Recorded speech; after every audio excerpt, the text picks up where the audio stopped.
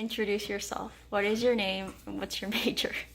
Well, my name is Connor Patrick Flynn, and my major is architectural engineering, otherwise known as Arch-E.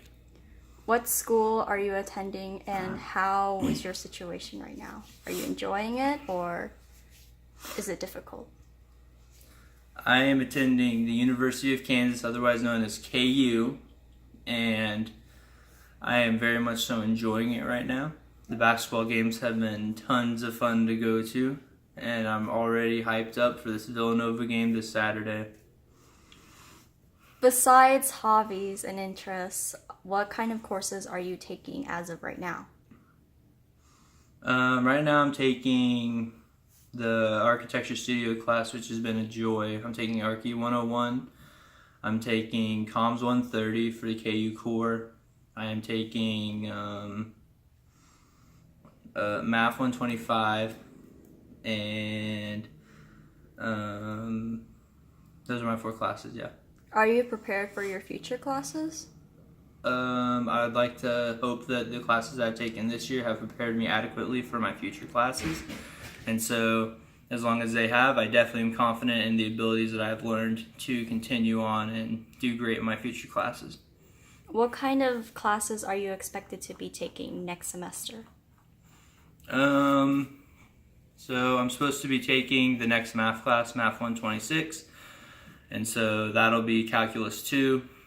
I feel very ready for that class. I have to take an architecture class and an Arch-E class, and I'm excited for those because those will actually be continuing on in the field that I want to learn in. I'm supposed to take English 102 next semester, and then I'm also supposed to take physics.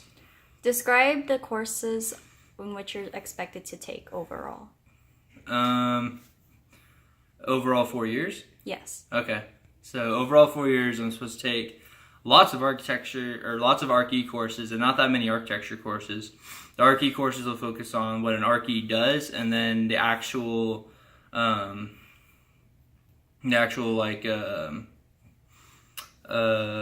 subdisciplines that you'll have to take eventually, and you'll have to eventually choose one at the end of your 4 years. You have to choose which subdiscipline you want.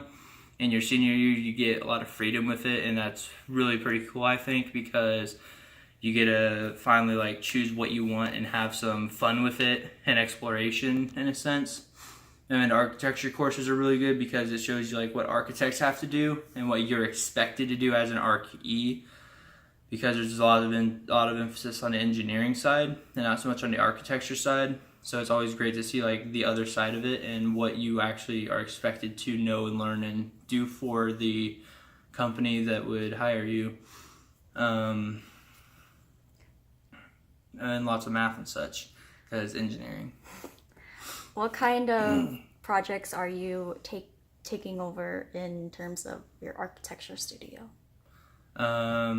I've done projects that have to do with lines and line weights at the very beginning, kind of just how to draw freehand and what drawing is. And then of our second project, we made a cube and we did drawings with it and different things like that.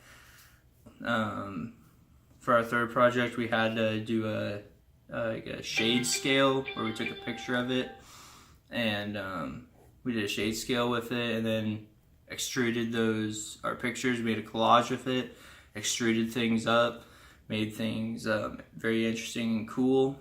It's probably one of my second favorite project besides our last one. And our most recent project, which was our final project, was we were given an area with some specific things in it, and it was a lot of fun to do. It was a lot of creativity that I was given, and I really loved that project.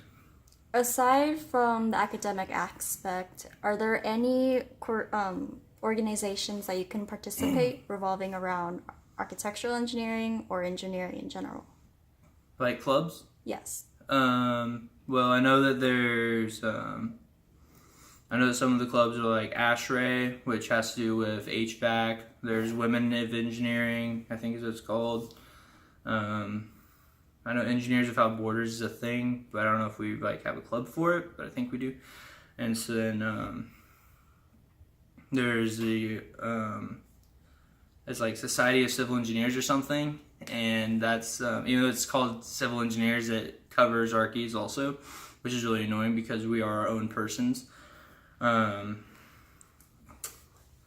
can't think of any others off the top of my head. Oh, there's USGBC, USGBC. That one has to do with like sustainability. There's Concrete Canoe, things like that. They're pretty fun clubs from what I've heard from the ones that I haven't actually gone to yet. Have you considered any internship roles or graduate school? I haven't really considered grad school because I'm just a freshman. I don't really know what I want to do for grad school yet, or if I want to go to it. But I'd hope to be a part of a company where they could like pay me to go, where they pay for my schooling, so I could go back and go do it. Because that would be, in my opinion, I think that'd be better to do because then I'd have a job plus the grad school. And then with for internships, I'm looking right now at Key Wit over the summer because we have a family friend that works there, and he said that there's lots of openings right now for this summer. So I'm going to apply for some of those over winter break and apply to Black and Beach and such companies like that. So definitely looking for the internship over the summer, so that way I can get that experience under my belt. What kind of task are you expecting during an internship? I'm kind of expecting to do like basic like archy things. Like if I was gonna do like project work where I'd be on a site or something, I would expect to kind of have to do just like the day of a supervisor and like what that life would be like. Essentially, like whatever the position is that I would be working under an engineer in, I kind of expect like the day in the life of like whatever they are, but for like a whole summer. And I don't really know like what to expect really from other disciplines because we covered them in Archie 101, but we didn't really go far into like what they specifically like really do like every single day. What kind of classes are expected to a student to have prior to an internship? Some internships require 2 years of schooling because they know that that'll cover what they want for you. Some of them require like just a basic intro course. Some of them require no classes at all. Some of them say we'll take high school graduates. Lots of them want at least a high school degree and usually a few years of schooling because they know that if you're in the program that you'll have taken the amount of classes that they want, because they'll have looked at KU's curriculum and they'll say, yeah, you've done those classes, then we want you because you've done this, this, and this. Now that we've gone over who you are as a person, I'm going to ask you questions about what it means to be an architectural engineer. The first question is, describe what an architectural engineer is, including describing the difference between an architectural engineer, an architect, and a civil engineer. Okay. As an engineering discipline, an architectural engineer focuses on the scientific analysis of facilities. Within projects, architectural engineers operate electric power, communications, and control, lighting and acoustics, HVAC, etc. A lot of different subdisciplines. Although some may confuse the difference between an architectural engineer, an architect, and a civil engineer, the difference between the three is architectural engineering focuses on the technical design of the structures and to make sure that they work and are designed well. The second question is, describe how an architectural engineer can make the world a better place. Well, an architectural engineer can make the world a better place by introducing new projects and solve technical problems within structures. Along with the design aspect of it, an architectural engineer changes the usages of energy and sustaining materials. And likewise, they can find ways to make buildings more stable in response to natural causes like earthquakes, tsunamis, or floods. And additionally, they work with space in order to have sound and light throughout a building, such as like a concert area. The third question is, describe what an architectural engineer's career path can look like. Well, a career path can consist of like estimating the cost of projects, green energy efficient structures, working with illuminations, designing acoustic systems, draft drawings, HVAC system setup, and how the systems would work in a building, things like that. Describe how an architectural engineer fits into the overall design and construction process of the building structure, differentiating between the goals of an owner, engineer, architect, and a contractor.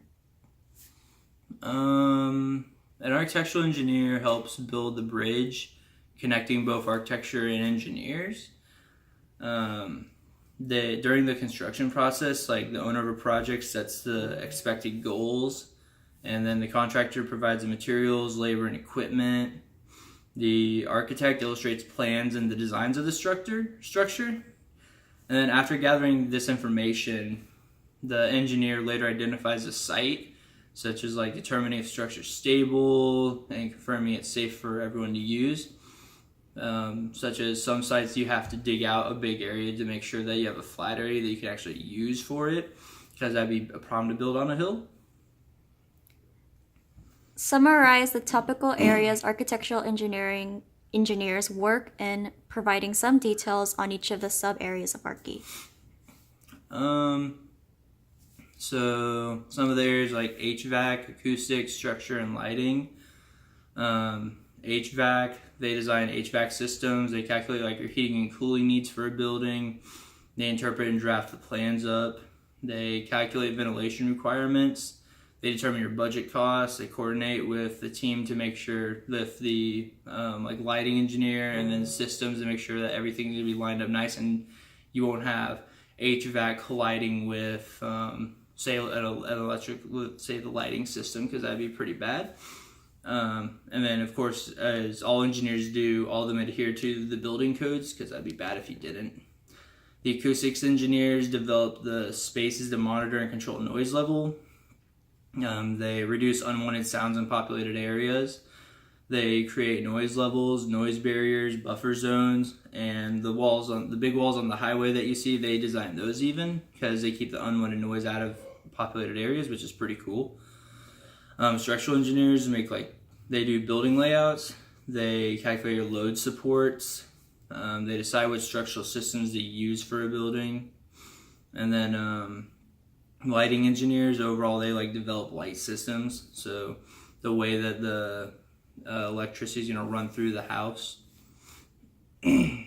Describe the types of questions and design problems that practicing architectural engineers regularly deal with, and the types of tools that architectural engineers often employ in their work. Architectural engineers, on the daily, they can have different situations, and it really depends on their subdiscipline that they have. So, for example, structural engineers could deal with a problem of needing to recalculate something because they ran it through a system and it said that it wouldn't hold something, so they might have to recalculate and re-choose a different type of structure that they need to go with. A light engineer could have to redraw the electrical plan because the communication might not have been perfect with the HVAC and systems, and so they'd have to change the way that they are running the electricity through the house. And acoustical engineers might need to do some research into how sound waves bounce off of things, and maybe a new way they can bounce off to make a room sound more appealing for what its purpose is. Describe the role of professional licensure in architectural engineering and how that includes a strong focus on engineering ethics and professional development. Professional licensure indicates an engineer's ability to practice a profession.